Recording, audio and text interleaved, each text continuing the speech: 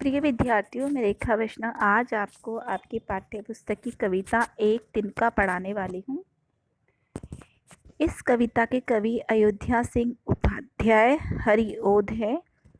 इस कविता में कवि ने ये दर्शाना चाहा है कि कभी भी अपने पर घमंड नहीं करना चाहिए, क्योंकि कई बार अपने से बहुत छोटा भी घमंड को चूर कर सकता है। चलिए आज की कविता स्टार्ट करते हैं।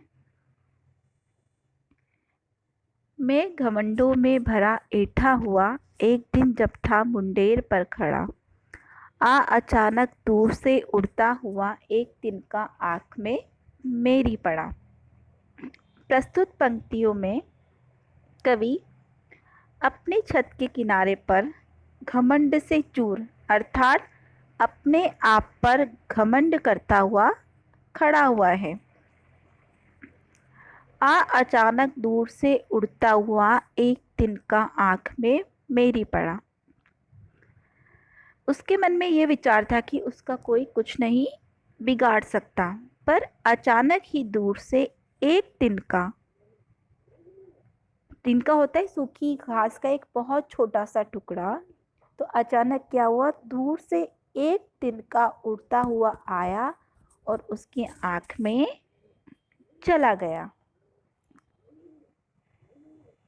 मैं झिझक उठा हुआ, बेचैन सा, लाल होकर आँख भी दुखने लगी। मूठ देने लोग कपड़े की लगे, ऐठ बेचारी दबे पाँव भगी। प्रस्तुत पंक्तियों में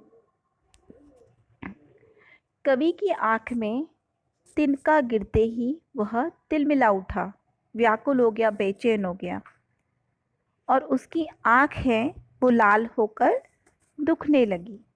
मूठ देने लगे लोग कपड़े की लगे, ऐठ बेचारी दबे पाँव भगी।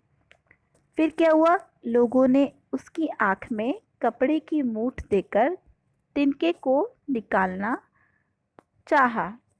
मूठ मतलब कपड़े को इकट्ठा करना, ठीक है। झिझक मतलब शर्म।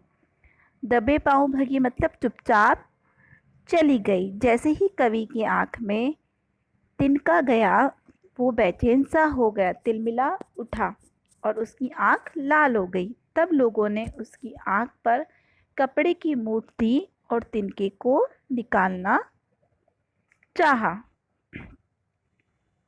जब किसी ढप से निकल तिनका गया, तब समझ ने यूं मुझे ताने दिए, ऐठता तू किस लिए इतना रहा, एक तिनका है बहुत तेरे लिए। ढप मतलब तरीका है, किसी भी तरह से। समझ मतलब सोचने की शक्ति या बुद्धि।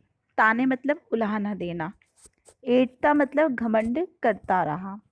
तो प्रस्तुत पंक्तियों में जब लोगों ने बहुत प्रयास से, ठीक है, किसी तरीके से बहुत प्रयास से कवि की आँख से तिनका निकल गया, तो उसकी बुद्धि ने उसे सचेत करना चाहा कि उसे अपने ऊपर इतना घमंड नहीं करना चाहिए, क्योंकि एक छोटा सा तिनका भी उस घमंड को तोड़ सकता है। किसी का घमंड चूर करने के लिए एक छोटा तिनका भी काफ़ी है।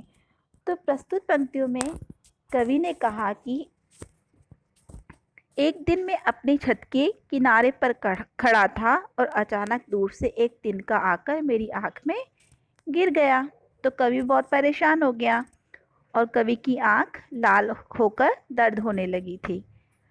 तो लोगों ने क्या किया, उसकी आँख पर कपड़े की मूठ देने लगे और कुछ देर में ही उसका घमंड भाग गया। इस तरीके से आँख में से तिनका निकल गया। तो मुझे लगा कि जैसे मुझे कोई ताने दे रहा है कि तू इतना घमंड क्यों करता है, तेरे घमंड को तोड़ने के लिए तो एक छोटा सा तिनका भी काफ़ी है। तो प्रस्तुत कविता में कवि ने बताया है कि हमें कभी भी अपने आप पर घमंड नहीं करना चाहिए। धन्यवाद।